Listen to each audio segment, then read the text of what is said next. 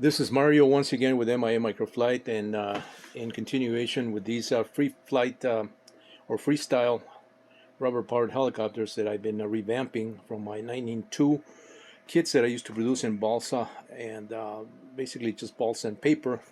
I decided to kind of embark on that again and try to bring them up to date with modern materials, as I said in some previous videos here. But this one in particular is I'm going to be talking a little bit about you can see that it's a combination of I have various colors here, and it's a combination of parts that I employed in a free plan that I gave away back in 2014, I believe it was, in one of the radio control forums. You know, if you go look and under MIA pound size rubber powered helicopter free plans, you'll probably stumble on that thread there. It's quite an extensive thread where I gave all the information on how to build yourself just a little pound size rubber powered helicopter, which could be enlarged, you know, if you wanted to build something a little bit larger. But these are a little more elaborate and a little more complex because I am introducing some 3D printed parts that I've designed specifically to work in a framework that is robust. You know, it's got to be robust because we are, you know, making this a little bit larger. This helicopter has a 12-inch 12-inch boom, and from front to from the center line of the rotor to the front of this particular shape here. This is the Hughes 300, very popular shape. This one has, you know, it's about 8 inches, you know, from front to back. So the whole purpose of establishing a what I call an efficient rubber-powered helicopter is not so much in high torquey motor, but you need the torque, but you also need the speed. More than anything, you need the speed along with that torque, you know, so that the rotor is able to lift it up, but it's also going to allow it to come down with some rotation, you know, so that the helicopter does not completely drop out of the sky like a rock, as it would if this was just a bunch of rubber bands or elastic band just bunched up in a very high torquey fashion. So this is all a balancing act, and the only way to arrive at the ideal setup is to do a lot of experimentation. That's what I've been doing here with these. That's why, you know, I've gone from these transitions here in the background. You can see some of my old stuff there. Some contraptions that I also been working on, but that's an old helicopter that I made back in '92, and somehow you know, survived, you know, through all those years. It's got the pulley system with the thread. It's got the belt stabilizers, you know, just a couple tip weights there.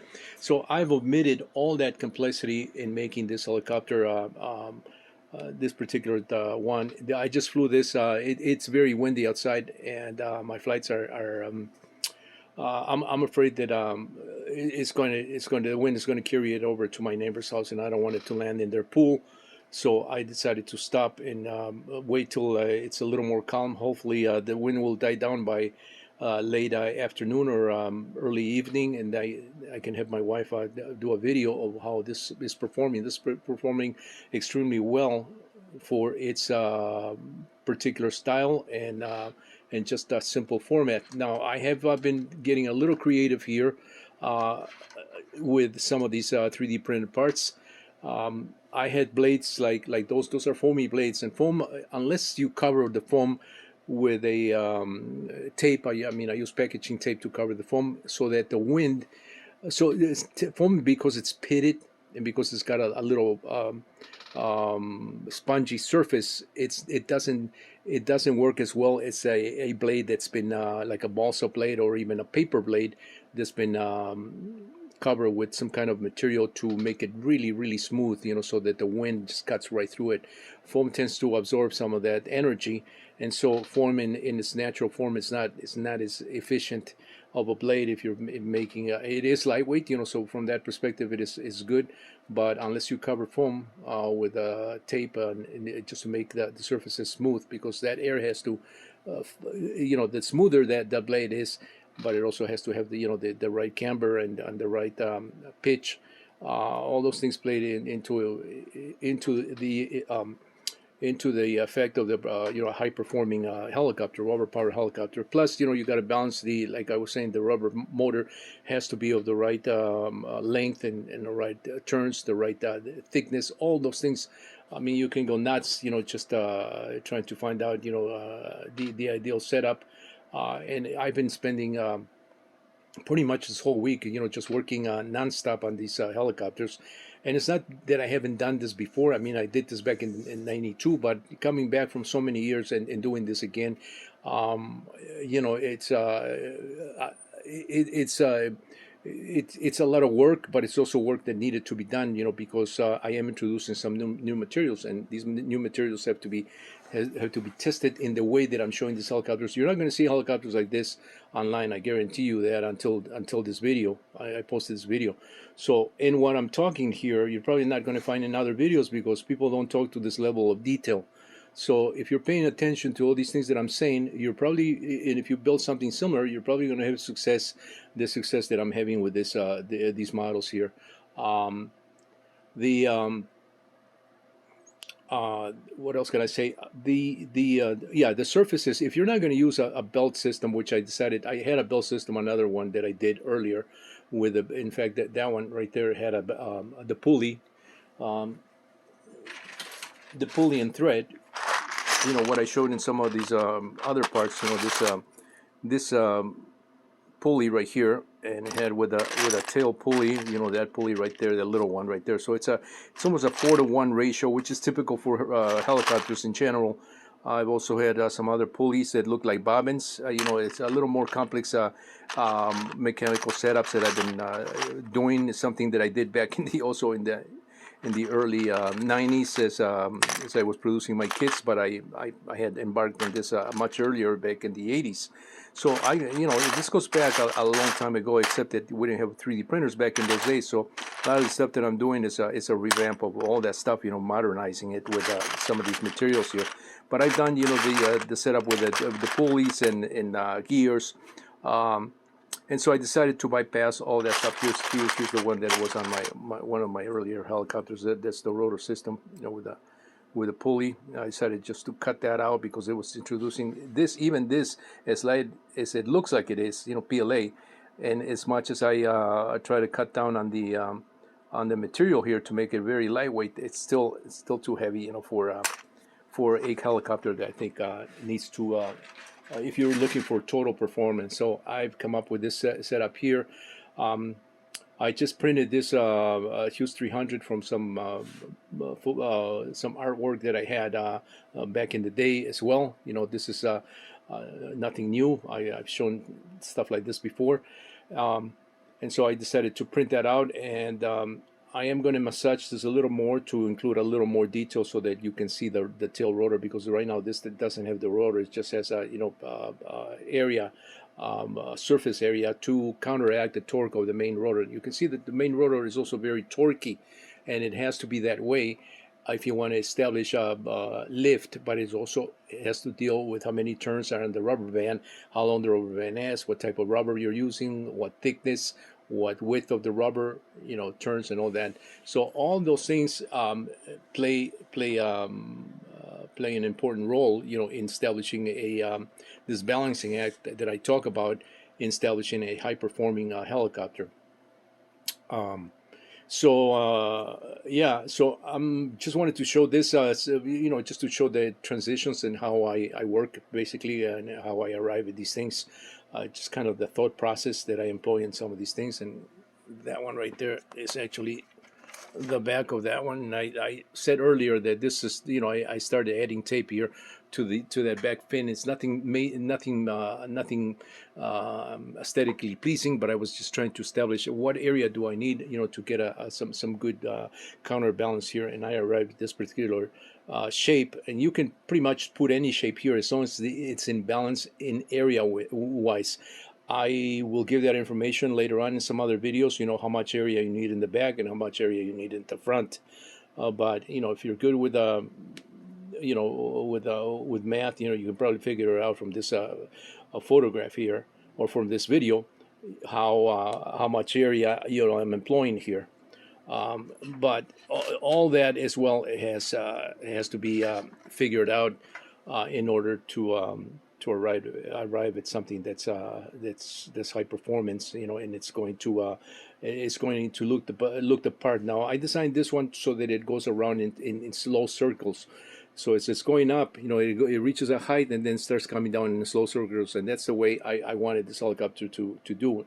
I just don't want it to go up and drop like a rock. I want it to go around in smaller, wider circles, and that's adjustable, by the way, by the some angles that I will talk in some other video here. But that is my rotor here, and this rotor, once again, is the way you see it here is a rotor that and it's got these particular tip weights in very much the same fashion the way I showed my free plan that I posted back in 2014, January 1st, 2014, in one of the radio control forums where I gave away those plans with very detailed information and a lot of photographs as I was constructing, the little palm size version of a rubber powered helicopter with this particular type of rotor blade, and I'm employing the same methods because those worked back then. So there's no way to there's no reason to if something works, why change it. And so for me, that's been working, and stuff that I found, once again, a long time ago when I was producing these rubber powered helicopters, and then I was also producing some free flight helicopters and even some very lightweight radio control helicopters before the frenzy of the micro helicopter came into play back in 2000s. So I already had all that stuff figured out back in the late 80s or early 90s. If you search the internet, there's also another gentleman, I think he's from England, that decided to lift all my photographs and all the information I had in my website and put it in his and just showcase all the work that I've been doing, with helicopters. He decided to do that on his website, and he has that information to this day. I just stumbled on that again, about a week ago. I don't have the link directly in front of me, so otherwise I would just give that link. But if I come across, I'll show that link and put that information as well. So this stuff that I've been doing, because I truly enjoy doing the stuff. I really like, but more than anything, I like to, what got me started in doing this is I wanted to understand the mechanics of a helicopter without having to, dive into the real helicopters. And what better way than to use models, to do this kind of work. Interestingly, I found out by reading some books, and I do have a lot of books on helicopters because I was really heavily into helicopters as well as the microlights, and I do have manuals and stuff like that I've gotten a hold of over the years just to make sure that I was on the right track from my experiments. And I did stumble on some article that talked about the how Sikorsky, who's considered by some by the father of the helicopter, the birth of the helicopter, how Sikorsky used to use a lot of models in his before he built the full size aircraft. And basically that's the way I think you should approach it. That's the way I have approached many of these things. If you've seen my other videos on the coaxial electric free flight not free flight radio control helicopters, there's a video that's gotten quite a number of views out there. If you look under MIA coaxial electric helicopter, you'll stumble on those videos that I did, so that's the way I like to build things. And that particular helicopter that I'm talking about, that coaxial one, is I did also a full size of that.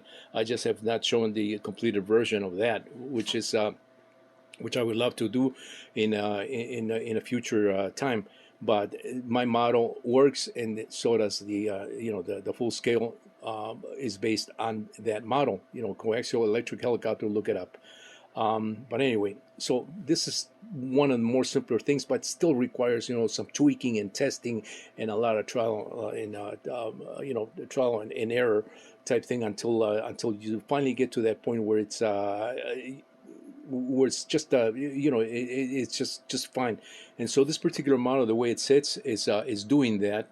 And hopefully I'll be able to do a video, when the day is a little more calm, so that you guys can see how this model performs, and for all the reasons that I explained here, and the way I approach these things. Mario, once again, stay tuned for more. I am going to clean this up because this is just a prototype, and the next one you'll see a much better iteration of this particular model here with of course, with my pilot, that I've been using on many products. I have those on autogyros, on so many, and there's that pilot. You can see that next to that other one right there. Very much the same pilot that I employ on that one right there. There's a profile radio control one of foamy that I also got quite a number of views back in the day. That is one of my own also helicopters that I have to repair because I ended up breaking one of the blades. It's been sitting there for many years that way, but I have to repair the blade. This is a helicopter that I revamp from a company. I bought this a while back. It's an old electric helicopter before there were any of these other ones that I have a full collection of those helicopters here. I haven't flown that in many years. And this lineup right here, I may as well show you, my stuff right here. This is all mine right here, all my own designs, beginning with the bumblebee, the housefly, I think I also call that one the feather. I have a mosquito. I have I redid the Rebel helicopter, which is that one in electric and miniature, with my own kind of touches there, my own designs approach. I also did the Cricket. I redid the Cricket, and I mentioned that in some other videos that I've done in the past. And that's also my own mechanics there. Stuff that I've worked over the years. Just sitting up there. And of course, I've shown this before. All my autogyros, my lineup of autogyros that I did. Based on my ultralights and radio control microlights, and some of the other stuff that's hanging there, and some tricopters. But basically, this is the stuff that I've been working on for many years. And I also show this model here because this is the way I like building my models. I wanted with this particular one, and the reason why I'm using the printed paper on my helicopter designs as well, is because this worked out really well the way I built this. It's got all the artwork printed, and it really beats. Although paper is a lot, not a lot, but a little bit heavier than tissue paper, it's a lot more brilliant in terms of color. You can really bring out the colors here if you just print the paper and just assemble it over a carbon rod fuselage as this one's done. And it's pretty much the same way as my other ultralights are done, with all the artwork, and that's the reason why I decided to do that.